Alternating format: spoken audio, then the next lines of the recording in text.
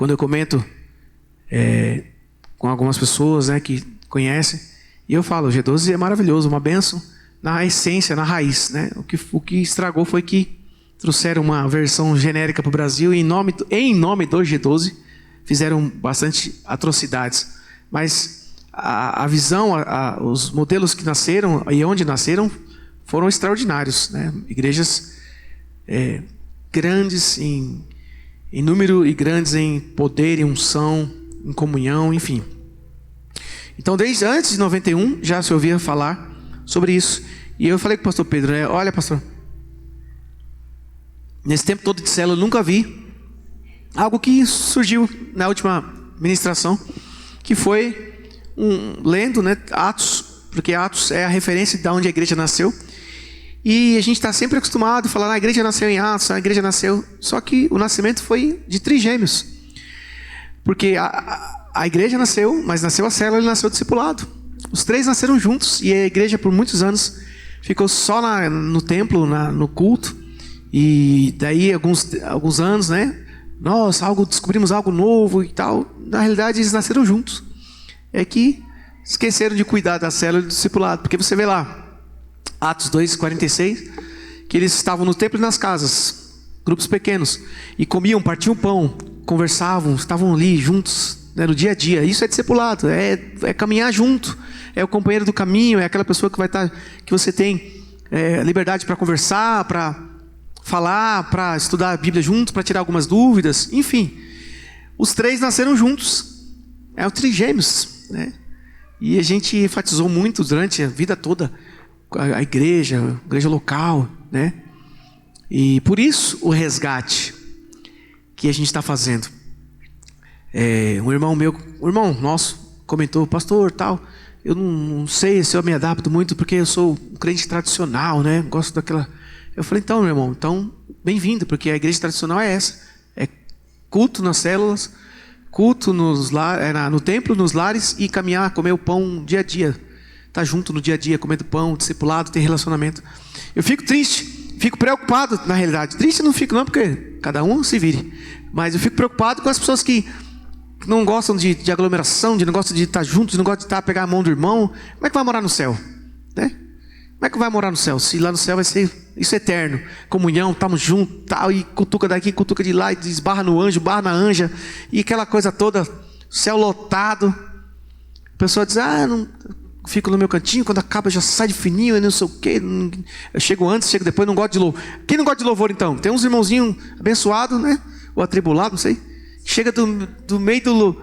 Uma coisa é uma vez, atrasou, tal. Outra coisa é todo o teu hábito. Chega, não pega louvor, né? Não gosta dessa parte. O que vai fazer no céu? Se a Bíblia diz que nós vamos estar com os anjos cantando santo, santo, santo, santo, santo, santo. Então é complicado, né? Um evangelho que a gente fala, meu Deus, que evangelho esse irmão anda lendo? Que coisa, né? Aonde ele acha que vai chegar com essas atitudes, enfim. Então o que nós estamos fazendo aqui, nada mais é do que um resgate daquilo que é bíblico, daquilo que é a essência da igreja, né? A igreja, ela tem 3 pés que a sustenta: culto no templo, o culto de celebração. A gente já aprendeu isso lá atrás, né? As células, ou os grupos vida que nós estamos chamando, os pequenos grupos, grupos familiares, existem vários nomes, mas é a reunião nos lares. E o discipulado, que é caminhar junto, que é andar, criar raízes, criar amizade, laços, né? Eu vi, como eu comentei na lição do discipulado, o pastor do Jesus Cop lá, falando que uma das armas do diabo é justamente isso. A maior arma do diabo é essa. Foi o engano, e é a mesma que ele usa até hoje. Você não precisa de ninguém, você não precisa de Deus, Adão, descer na virada do dia para falar com você. Você pode ser independente. Então ele fala que uma arma contra essa armadilha do diabo é você depender de alguém, é você estar com alguém, é você estar junto. Por isso que você vê nas igrejas, não que não haja, mas nas igrejas de célula, nas igrejas que trabalham com o discipulado, você não vê quase que escândalos. Porque o pastor sempre tem que prestar conta, sempre está com alguém ali compartilhando alguma coisa. E isso faz com que ele pense duas vezes, que ele se policie. Agora você vê aí fora, igrejas que o pastor se autodenomina quase querubim, vice-querubim, e faz o que faz, manda e desmanda, e daqui a pouco aparece ou um escândalo financeiro, ou um escândalo sexual, de moral, alguma coisa, infelizmente. Mas, por que eu estou falando isso? Nós estamos terminando, hoje é a penúltima aula sobre célula, grupos vida, e nós vamos entrar no formato. Na quinta-feira nós vamos ter uma reunião bem gostosa aí com toda a liderança, todo mundo que participa de alguma forma, na escola da vida, na escola da criança, enfim, tudo. Que nós vamos ter algumas propostas, algo que Deus colocou no coração do pastor, e alguns desafios, e nós vamos avançar nesse projeto de grupos familiares, de grupos vida, de grupos de evangelismo, GES, enfim. Por quê? Porque a nossa missão é ganhar vidas para Jesus, é povoar o céu, é tirar as pessoas do inferno, levar essas pessoas para o reino. Amém? Então só uma introduçãozinha, e nós vamos falar hoje sobre o que é então o grupo vida, né? Você vai acompanhar ali na tela, se você quiser, os textos estão lá. Então a Bíblia compara a igreja de Cristo como um corpo. Então essa questão de célula, essa história de célula, não está na Bíblia, né? Essa palavra, célula. A igreja é em célula, visão celular, não sei o que, não sei o que. Mas a Bíblia fala de corpo. E para explicar, exemplificar, para entender melhor, então alguém desenvolveu essa linguagem, né? Para a gente entender. Então, a igreja é comparada com o corpo, e esse corpo tem diversos membros que compõem o mesmo corpo. Então a célula é a base de todo o organismo, e a somatória delas compõe o corpo. Então o nosso corpo é formado de células. Quando você corta, eu falei isso na semana passada, faz um corte no braço e começa a sangrar, imediatamente as células que estão em volta começam a se multiplicar. Para quê? Porque a carne vem e fecha de novo ali. Então elas estão ali. Então a célula é a menor parte do corpo que se multiplica. Por isso que foi dado esse nome. Por quê? Porque a igreja local tem esses pontos pequenos nas casas, para que então elas se multipliquem e vá alcançando mais casas e mais casas e mais casas, mas elas estão conectadas no corpo. Então, assim também é com nossos grupos vida, né? Nós mudamos a nomenclatura, mas não deixa de ser a mesma coisa. Grupos familiares, pequenos grupos, reunir nas casas, como a Bíblia chama, né? Eles se reuniam nos templos e nas casas. Então é o reunir nas casas, que nós adotamos o nome hoje de grupo vida. E isso deve ser a base da comunidade cristã, né? Um grupo de pessoas que se reúnem semanalmente para comunhão, adoração, edificação, evangelização. Mas como que compõe o corpo? É a somatória de todas as células. E nós reunimos todas as células semanalmente para a celebração no templo. Então, o culto de celebração é o conjunto de todos esses pequenos grupos que se reúnem nas casas. Para quê? Qual é a finalidade, né, de ter o pequeno grupo? Só o templo, a reunião no templo já não é suficiente, né? A Bíblia diz, nos ordena a desenvolver os relacionamentos para a edificação, né? Então, congregar não se resume apenas em louvar ou na pregação, mas também na ministração uns aos outros, na oração uns pelos outros. E você pode ver comigo que isso fica inviável no culto de celebração. A pessoa no culto, nós vamos chegar lá ainda, né? Nosso culto de 5 mil membros, 10 mil membros, né? Eu vou começar a pegar na mão do irmãozinho 9 da manhã e terminar 9 da noite do último, né? Pai, Senhor, meu irmão, como você está, tal, né?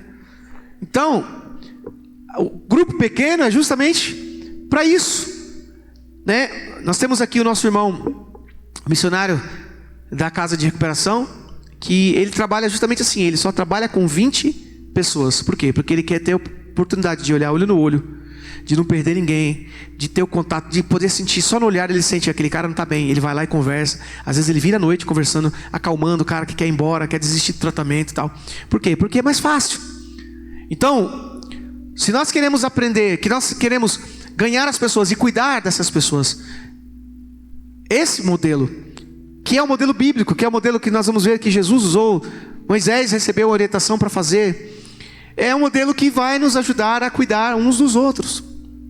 Então o texto que citei aqui, Hebreus, diz assim: e consideremos-nos uns aos outros, para nos estimularmos ao amor e às boas obras, não deixando a nossa congregação, como é de costume de alguns, antes ademoestando-nos uns aos outros, tanto mais quanto vedes que se vai aproximando aquele dia. Aquele dia é o dia do chicote, de estralar, é o dia do final. Quanto mais esse dia está se aproximando, mais nós temos que admoestar uns aos outros, dar os braços uns para os outros, falar: me ajuda, né? Por isso que a Bíblia fala que o cordão de 3 dobras é mais difícil de se quebrar. Ou ele diz, como é bom que não é bom que o homem ande só, porque se um cair, é bom, tem o outro para eu levantar. Então, do caminho que nós estamos vivendo, para onde nós estamos indo, que é em direção ao fim, nós precisamos aprender a desenvolver isso com clareza, com suavidade, com naturalidade, sem nenhum milímetro, sem pensar que isso é algo novo e algo ruim, né? Quando eu falo assim, já me dá até um arrepio, porque eu tive uma experiência ruim. Amém, irmão? Tivemos várias experiências ruins, que nem o pastor costuma falar, né? Às vezes o cara conhece alguém que divorciou e fala: não vou casar porque ele divorciou, deve ser ruim. Não, o casamento é um mandamento de Deus, é algo, não é bom que o homem viva só, tal. Então não é porque um teve uma experiência que tudo está errado. Não, então fizeram em nome do G12, em nome do G5, do G7, de tudo, fizeram até do nome do MDA, coisas ruins, erradas, fizeram. Mas é ruim? É algo ruim? Não, é algo bíblico. Só que nós precisamos aprender a viver e adaptar isso para aquilo que para a nossa realidade. E é isso que nós estamos fazendo. Quando conversei com o pastor Pedro, né, no meu retorno, ainda perguntei, a primeira pergunta que eu fiz: pastor, o senhor ainda acredita nos princípios? O senhor crê? O senhor quer que eu venha para fazer o quê, especificamente? Para ajudar no quê? Ele disse: justamente para isso, para me ajudar, para a gente retomar, para a gente voltar a viver, né, aquilo que a gente aprendeu, que é ganhar vidas, que é cuidar dessas vidas, que é cuidar um dos outros, que é crescer, que é avançar. Então, nós estamos no caminho de tudo isso. Então, só para a gente dar uma relembrada, né? Deixa eu ver a hora aqui. Para a gente dar uma relembrada. O que é um grupo vida? Qual a definição? Grupo vida é um grupo constituído de 6 a 15 pessoas. Esse 15 aí não é necessariamente, né, obrigatório esses números, mas é um exemplo. Que se reúne semanalmente para aprender como se tornar uma família, como adorar o Senhor, como edificar a vida espiritual uns dos outros, orar uns pelos outros e levar as pessoas ao Evangelho. Então, o Grupo Vida tem essa finalidade de cuidar, de ter relacionamento. Você vem lá em Atos, que eu foquei mais, né, semana passada em Atos, capítulo 2, de 44 para frente. Você vê lá que eles comiam, eles tinham tanta intimidade, estavam tão juntos, que eles iam caindo na graça do povo. E Deus ia acrescentando aqueles que iam sendo salvos. Mas para Deus acrescentar aqueles que iam sendo salvos, tem uma lista de coisas que eles faziam. Não era simplesmente, não vamos fazer nada, porque Deus vai acrescentar. Não, eles comiam uns com os outros, eles estavam no templo, nas casas diariamente. Eles estavam firmes na doutrina dos apóstolos, que era o quê? O evangelismo. Era proclamar Jesus. Eles manifestavam sinais pelas mãos dos apóstolos. Então havia curas, milagres, sinais, prodígios, maravilhas através desses homens. Então tinha uma série de coisas que aconteciam. Então cada grupo vida deve ter aí no mínimo umas 4 a 6 pessoas e no máximo estourando 15 pessoas, né? E a ideia é que, por exemplo, atingiu 15 pessoas. Se o líder teve um trabalho bem legal, e teve, não só o trabalho dele, mas teve pessoas que se destacavam ali, que estavam legal, por exemplo, 2 pessoas que fossem. Então ele chegou a 15, puxa, eu tenho 2 irmãos ou 2 irmãs que demonstraram frutos aqui, que realmente estão interessados. Aí multiplica, faz 3 de 5, né? Permanece 1 de 5 e envia mais 2 de 5. Dali de 1 já multiplicou para 3. Olha que benção. E assim vai. Às vezes naquela multiplicação não tem, só tem 1, então multiplica 2 de 7, 1 de 7, 1 de 8, enfim. Mas essa é a ideia, né? Os grupos, por exemplo, de Moisés, ele era constituído. Deus falou através do seu sogro: olha, reúne equipe de 100, equipes de 50, Mas começa com equipe de 10. O mínimo é 10. Então Moisés tinha 10, pelo menos grupos de 10, seus grupos familiares, né? Jesus já trabalhou com 12. Porém, ele tinha só 3 mais chegados, né, que estavam com ele. Pedro, Tiago e João no barquinho, no Mar da Galileia, né, quando nós cantávamos na escola dominical. Então, é necessário, né? Olha aqui do Moisés. E tu, dentre todo o povo, procura homens capazes, tementes a Deus, homens de verdade, da geração que odeiem a avareza, e põe-os sobre eles por maiorais de 1000, maiorais de 100, maiorais de 50 e maiorais de 10. Então, tinha o líder de célula lá, de grupos vida, que cuidava de 10, aí tinha os pastores que cuidavam de 100, aí os bispos já cuidavam de 1000, e assim ia, né? Homens que eram mais treinados cuidavam de mais gente, e os novos cuidavam de poucos. E assim o evangelho ia sendo divulgado, o povo de Deus estava sendo cuidado. Lembra que isso aqui é porque o povo estava 40 anos no deserto. Imagina, né, a confusão. Imagina Moisés tendo que resolver todo tipo de BO. A cabrita era minha, a minha era a cabrita. O cara pegou minha cabrita, roubou minha cumbuca d'água. Eu demorei 3 dias para achar água. Botei aqui, quando voltei, cadê a cumbuca? Roubaram minha cumbuca. Moisés, cadê a cumbuca? Não sei o que. Vixe, uma briga da puta. E aí quando começou a cuidar, então ficou mais tranquilo. Um cuidando do outro, o cara já está de olho. Ele, opa, pera aí, isso aqui tem dono. Porque ele está preocupado em cuidar dos 10 próximos ali. Então ele está de olho nos 10 dele. Não está preocupado em cuidar da multidão. E é assim que nós vamos avançar. O reino de Deus, ele está baseado no cuidado, no ensino, no troca de experiências, né? no partir do pão, no conversar, no aprendendo com você aprendendo comigo. Isso é reino, né?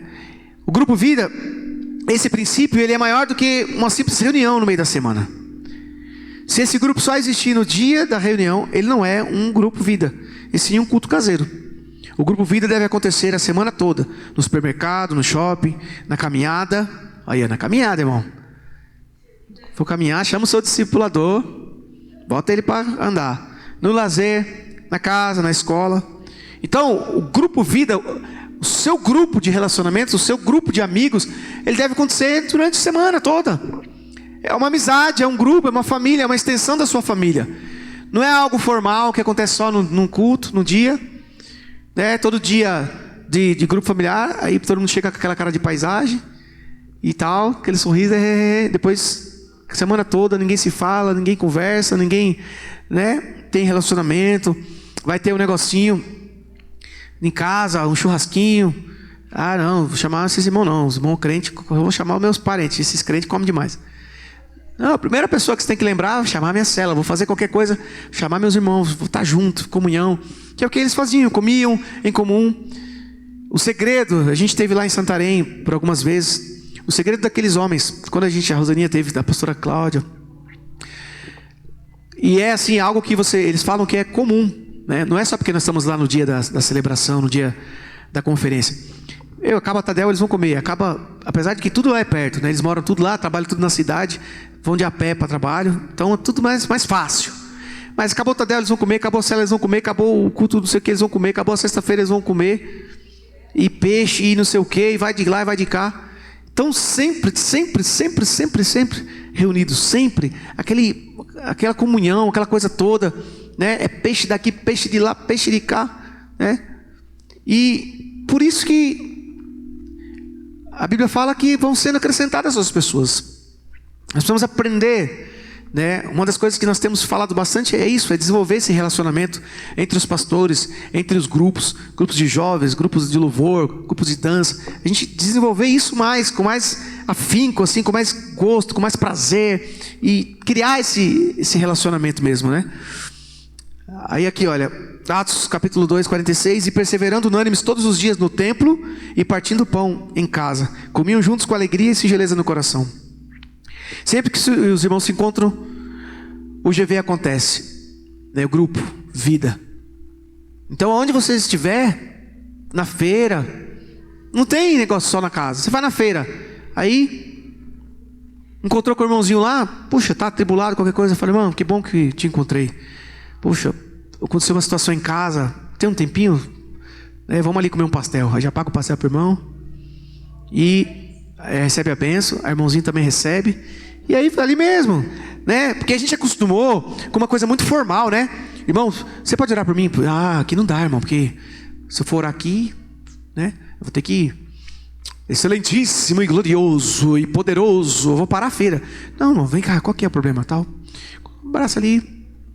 Senhor, em nome de Jesus, quando nós comemos esse pastel gostoso, que a tua presença venha sobre meu irmão. Algo informal. Traz paz no coração dele, refrigério. Visita lá o marido, visita o fulano que deu esse BO aí e tal. E que nós estejamos debaixo da tua graça. Amém, amém. Amém, irmão. Vai na fé e tal. Pronto. É na feira, é no mercado, é onde for. Então, o grupo Vida, a gente precisa aprender a desenvolver esse relacionamento. É um grupo de relacionamento, é um grupo de amizade. É um grupo que tem toda uma estrutura para nós avançarmos. É isso aí. Então você viu algumas situações ali, né, que a gente já viveu, né? Primeiro, o anfitrião esqueceu da vida, assistindo lá a Globo, esqueceu que era célula, né? E o pessoal tocou lá, ninguém entendeu. Outra situação é o cara que é o cantor. Então ele acha que a célula é o palco e quer cantar 18 músicas, né? E o outro é o pregador também. Ah, ninguém me dá a oportunidade da igreja, é agora, né? E prega, e prega, e prega, e prega, e fala, e fala, e fala. E não é o propósito. Então, só passando rapidinho, o que não é uma célula? Primeiro, não é um culto de oração, um grupo de oração. Grupo de oração a gente tem quartas-feiras de manhã, Projeto Maria. Então ele é específico de oração, de clamor, mães intercessoras, né? Clamando ali. Então, tem oração no GV, no Grupo Vida? Tem. Mas ele não é um grupo dedicado para a oração, só para a oração. Ele não é um grupo de estudo bíblico também. Mesmo porque o nosso formato, cada igreja tem um formato. Tem igrejas que têm apostilas, que são recicláveis, assim, é um ciclo, né? Começa do primeiro até o último, aí acaba o ano, volta, começa tudo de novo. Né? Tem outras que já são módulos, um ano faz um módulo, outro ano faz outro, tal, depois volta. Nós já temos um formato que é o mais comum, que o pessoal tem usado, que é pegar o culto de domingo, e dentro do culto de domingo, a gente lança no Grupo Vida para quê? Para extrair mais nutrientes, para ruminar aquilo lá. A gente aprendeu, recebeu o alimento, e aí na quarta a gente põe de volta aquilo e começa a extrair. Meu irmão, o que você recebeu? Puxa, eu recebi isso aqui. Nossa, eu não tinha visto desse lado. Eu não tinha visto por esse prisma. Puxa, que legal. Mas eu já tive essa revelação. Puxa, eu também não tinha visto. E aí nós vamos completando, né? Trazendo mais conhecimento. Mas não é um lugar para estudo bíblico. Nem temos tempo para isso, né? É uma pequena palavra, compartilhar ali de alguns minutos, né? O que não é uma célula, no grupo de discipulado, né? Né? Nós tínhamos uma irmãzinha que no discipulado, né? No discipulado, na célula, ela queria fazer um discipulado, né?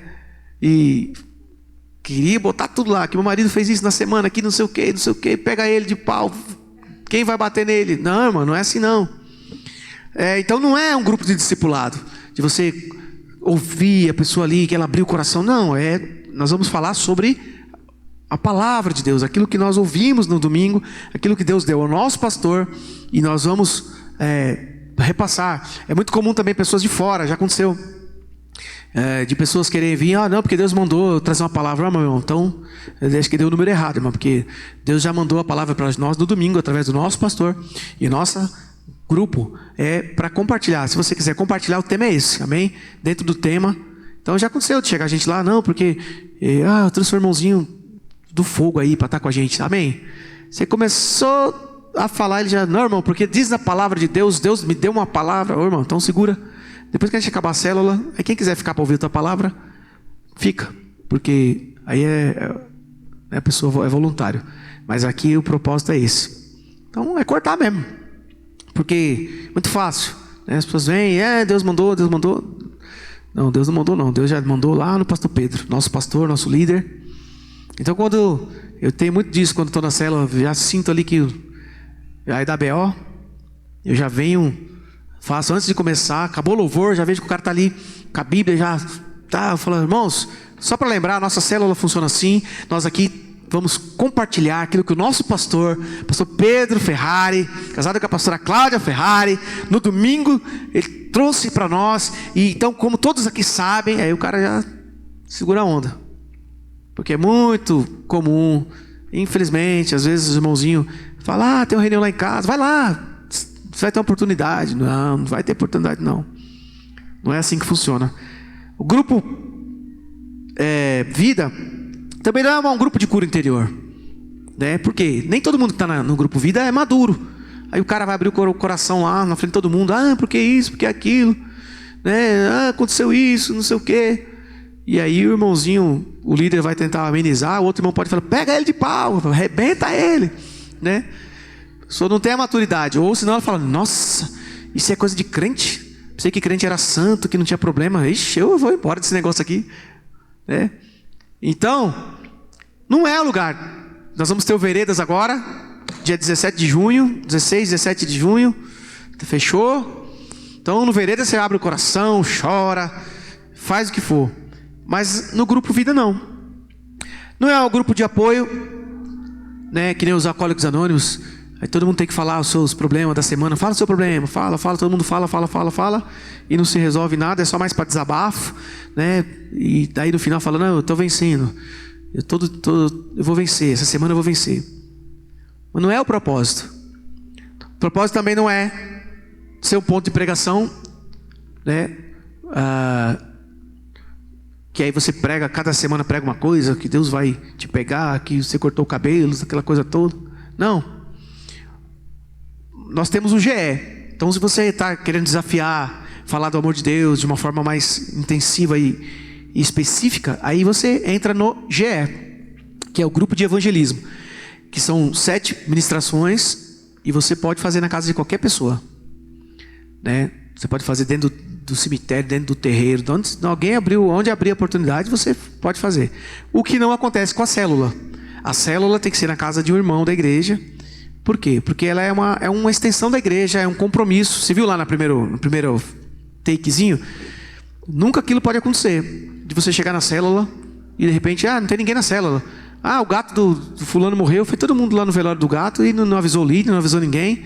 E aí chega todo mundo batendo na porta. Cadê o fulano? Morreu o gato da prima, da tia, da vizinha, da avó dela, foi lá. E não avisou e tal. Então a célula é uma extensão da igreja. É uma pequena igreja, a representação ali é uma célula ou um grupo Vida da igreja Vida em Cristo. Então ali. Agora o GE não. O GE, você conversou com a sua patroa, a patroa falou assim, essa empresa tá uma tribulação. Aí você fala, olha, a senhora quer que eu faça na hora do almoço, para não atrapalhar ninguém, uma campanha aqui de 7 semanas, puxa, de oração, vou estar orando. Nossa, que legal. A gente ora pela empresa, a gente ora por tudo, nossa, que legal. Então, na hora do almoço, como um bom crente, você vai fazer, né, o GE. Não ir para o banheiro na hora do expediente, nem pegar o irmãozinho na hora do expediente e gastar lá 2, 3 horas falando de Deus, sendo que você tinha que estar produzindo. Isso é pecado, irmão. Isso aí não testifica a favor da igreja, não. Pelo contrário, ela testifica contra a igreja, né? Até o cara, a ponto do cara dizer, eu não contrato crente, porque em vez de trabalhar, o cara fica falando de Deus, querendo cantar, querendo fazer, querendo... Então, na hora exata, você pode entrar com o GE. Agora, como eu falei, diferente do grupo Vida. O grupo Vida não é um ponto de pregação, que nós vamos lá e pregar, e falar e tal. Não, é um compartilhar. Tem várias coisas envolvidas.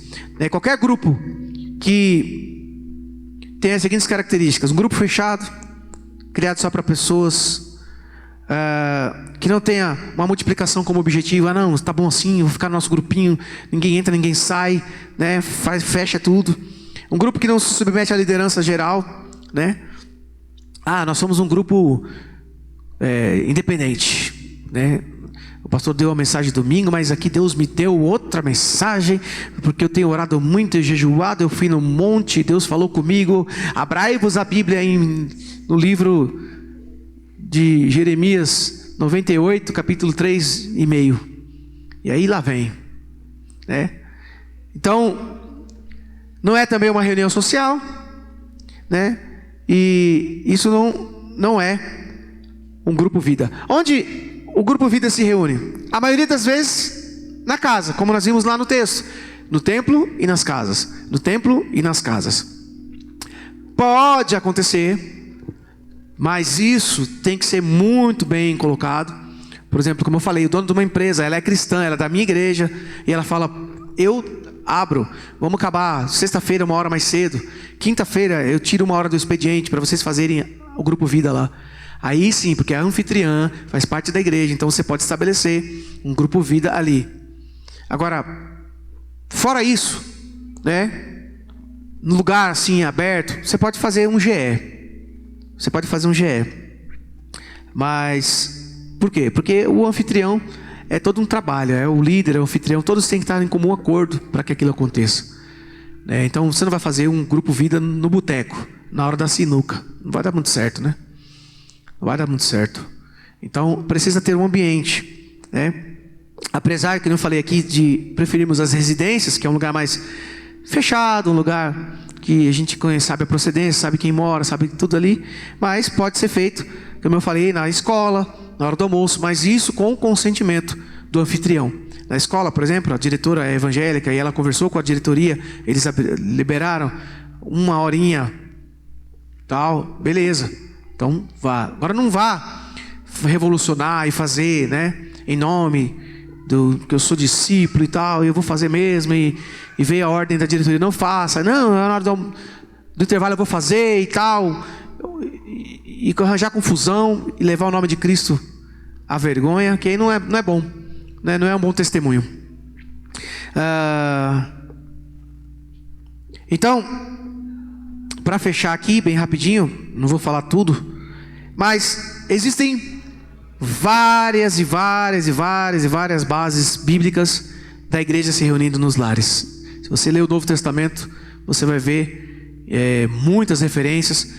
O próprio Jesus entrando nas casas, o próprio Paulo, o próprio Pedro entrando em casas, o próprio Jesus mandando os seus discípulos, enfim. E uma coisa legal aqui que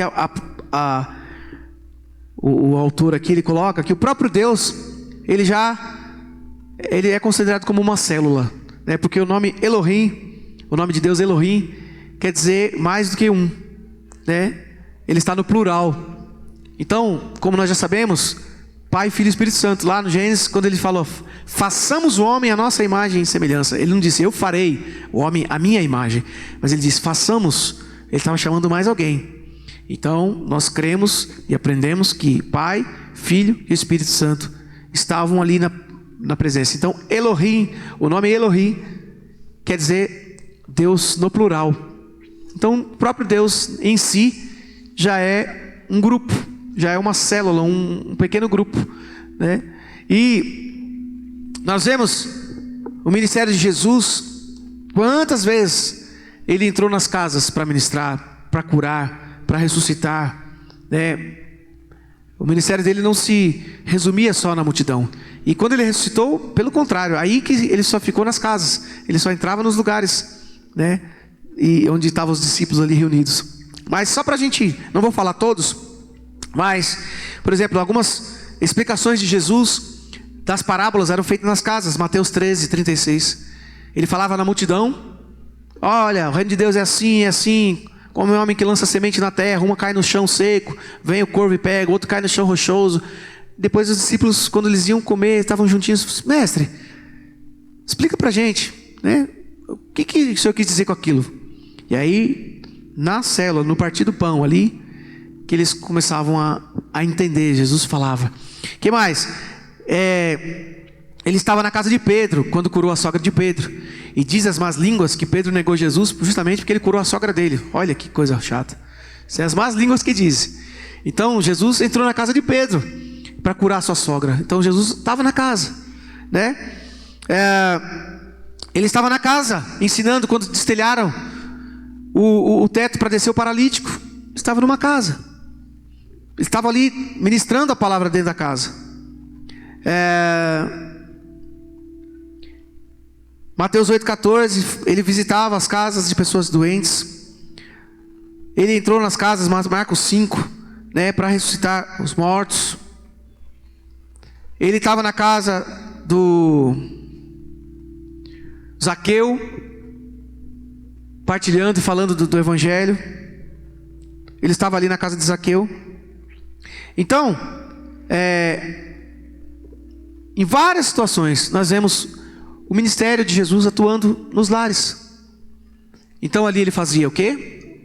O trigêmeos. Ele pegou na sinagoga, nos templos, ele pregava nas casas e ele fazia o discipulado. Você vê que está aqui os três caminhando juntos, os três têm o mesmo valor, mesmo peso, e nós por muito tempo, a igreja por muito tempo se fechou no culto da celebração, nos grandes cultos, e alguns tempos atrás, nossa, tem algo novo, que surgiu. Não, ele surgiu lá no dia de Pentecostes. Jesus já praticava, ministrava no templo, ministrava nas casas e fazia discípulos. Começou com 12, depois foi subindo para 70, 120 e chegou a nós. Então não é algo novo, é a essência. E quando alguém fala, pastor, eu sou tradicional, eu sou das antigas, que benção, então vem, qual célula você vai abrir? Onde você vai abrir seu grupo vida? Quem que você vai ajudar a acompanhar? Não, mas esse negócio me espanta um pouco, tal. Eu falei, então irmão, mas é bíblico, é a raiz, é a essência, nasceu com a igreja.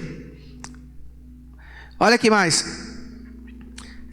dentro das casas, Jesus estava ali em Lucas 7,36, e dentro das reuniões ele aconselhava aqueles que queriam andar com ele. Zaqueu, eu já falei. Marta e Maria, ele estava lá falando do evangelho, tanto que Marta quis fazer uns quitutes, ficou indignada. Maria, Jesus está aqui, olha como é que está o piso, não lavou os azulejos, tem louça na pia, não sei o quê. E Maria queria só saber de ouvir Jesus. Falou, Marta, deixa aí, deixa a louça aí, quero saber de louça. Louça não é lá todo dia, agora Jesus em casa não é toda hora. Então você percebe que não é novidade. Não é novidade. Um grupo pequeno, que nós denominamos como grupo vida, é algo que nasceu com a igreja. E Jesus praticou muito isso. Depois ele pediu para os discípulos, e você vê Paulo falando, olha, a igreja, eu saúdo a fulana e a Lídia, e a igreja que está reunida na sua casa. Eu saúdo Priscila, Áquila, e a igreja que está na sua igreja, na sua casa. Eu saúdo tal. Você vê que continuou depois que Jesus subiu. Você vê a Bíblia citando várias situações que a igreja estava reunida nas casas. Quando Jesus chamou os seus discípulos, Mateus 10, o que ele disse? Vai de casa em casa. Quando você entrar, você vai dizer, paz seja convosco, é chegado o reino dos céus. Cure os enfermos, limpe os leprosos, ressuscite os mortos. Então ele disse, não disse para ir na igreja. Quando vocês saírem, vocês vão, tiver em cada bairro que você tiver, procura uma igreja para pregar o evangelho, ou uma praça. Não, ele disse, entrar nas casas. E ali vocês vão falar do evangelho. Curar os enfermos, limpar os leprosos, ressuscitar os mortos. Então você percebe que é algo que está dentro da igreja, que faz parte. E nós estamos aqui para resgatar e voltar com todo o pique. Só um spoilerzinho, né? Agora tudo é moderno. Spoiler. A spoiler é um resuminho, né, do que vai acontecer. Quinta-feira nós vamos ter essa reunião. Vocês, todos aí, a grande maioria, a gente está lembrando ainda de pessoas se pondo no grupo. Todos que de alguma forma trabalham na mídia, na diaconia, enfim. Nós vamos ter uma reunião na quinta-feira muito produtiva e abençoada. E dos pontos dessa reunião, tem vários, é o desafio de nós em maio, startarmos quantas células nós pudermos. Então nós vamos fazer o desafio. Quem está aqui, que tem o desejo, que quer, e já tem alguma casa, alguém que já falou, puxa, eu queria tanto na minha casa. Se tem as duas coisas juntas, bem. Se não tem, pelo menos se você tem o desejo, a gente arruma uma casa. Mas se você já tem o desejo e a casa, Não tem o que impeça, vá com Deus. Então nós vamos fazer um desafio para ver se em maio agora a gente dá um start. Na grande, eu mesmo vou abrir uma na minha casa, o pastor Pedro vai abrir, e a gente vai dar um start aí para a gente começar novamente com aquele pique, com aquele fervor de ganhar vidas, de fazer a vontade de Deus. E outras novidades que estão chegando aí, né? Vem aí, vai ser tremendo. Então, tem coisas novas que estão chegando aí e é benção. E aí eu quero crer que o desafio vai ser lançado. Nós precisamos colaborar com Deus para que Deus faça a parte dele. Nós precisamos fazer a nossa. O reino de Deus, ele é condicional. Marcos 4:26, Jesus disse que todo o reino de Deus é semelhante, todo, é sem exceção, é semelhante ao agricultor. Quem é que faz todo o trabalho? O agricultor. Qual é o trabalho de Deus? Fazer o milagre da terra produzir a semente. Mas é o homem que vai suar, fazendo os buracos. É o homem que vai escolher a semente, preparar a semente, jogar a semente na terra, cobrir a semente, regar a semente, para que no tempo certo Deus faz o crescimento. Então, é hora de nós arregaçarmos. Se nós queremos ver isso aqui crescer, nós vamos precisar agora semear. Levantar, né? Arregaçar as mangas, botar a gandola lá, como é que é? É botina, mas tem outro nome que o pessoal do sul que fala, é a galocha. Botar as galochas e vamos para o brejo. Vamos desatolar a vaca do brejo, vamos preparar a terra para arar. É o agricultor. Vamos ordenhar as vacas, vamos podar as ovelhas, vamos trabalhar. 4 horas da manhã, o menino está lá já ordenhando as vacas, preparando leite, tem preguiça. E o resultado é a bênção de Deus. Deus multiplicando, Deus abençoando, Deus fazendo milagre. Deus, ele nunca vai fazer a parte que cabe ao homem. Lembre-se disso. Deus nunca vai fazer a parte que cabe ao homem. A parte de Deus é a parte principal, é a parte do milagre. A parte do homem é a parte mais simples, é a parte mais operacional. E como eu disse, o reino de Deus, ele é totalmente condicional. É comparado ao agricultor. Se o agricultor ficar na cama dizendo: olha, muito obrigado, Senhor, porque o Senhor vai me dar uma plantação de laranja maravilhosa. Eu estou vendo a hora de acordar e as laranjas estão amarelinhas. Não levanta não e não vai plantar a semente lá e cuidar e fazer, que você vai achar pé de laranja. O máximo que vai crescer é mato. Mato não pede licença. Mato cresce para todo canto. Não vá você pegar na enxada, carpir, preparar, regar, jogar adubo, né? Ai, não posso pôr a mão na adubo, é cocô de vaca. Irmão, então não vai dar nada não.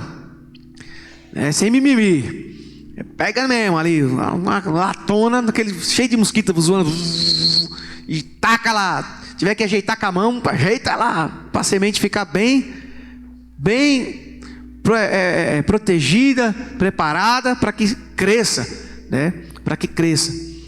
Amém? Então o reino de Deus, ele precisa do trabalho do homem. Deus faz a parte do milagre, mas o homem que faz a parte operacional. Se o homem não lançar a semente no ventre da mulher, não vai ter filho. O único que aconteceu foi a obra do Espírito Santo. Tem uns aí que quer falar que é o Espírito Santo, né? Mas não é o irmão Ricardo que passou, né, na calada da noite, né? A mulher diz: ai, estou grávida, não sei o que aconteceu. Vai procurar que você vai achar o irmão Ricardo. Procura nas câmeras que o irmão Ricardo está saindo lá, né? O único que foi por obra do Espírito Santo foi Jesus, mas ele também foi colocado no ventre, não foi algo que apareceu do nada. A única diferença é que, se a semente saísse de José, ela sairia contaminada pelo pecado. Então, Jesus não conseguiria, o pecado ia eternizar, ele não ia vencer o pecado. Então a semente foi pura, uma semente de Deus que entrou, mas ela entrou no ventre, fez o processo normal. Germinou, cresceu, fecundou e tal, e nasceu, concebeu, deu à luz. Por quê? Porque esse é o processo. Para nós vermos essa igreja crescer, multiplicar, nós precisamos colocar as galochas, arregaçar as mangas, pegar a enxada e começar. Primeiro, se tiver que tirar os pedregulhos, os espinhos, limpar bem limpinho o terreno, depois fazer as covinhas, preparar a semente, e aí nós vamos começar a ver uma grande colheita. E é isso que nós queremos, e é isso que mais do que nós, o coração de Deus almeja. Amém? Vamos orar? Vamos pedir ao Senhor que nos dê cada vez mais estratégias, né, nesse sentido.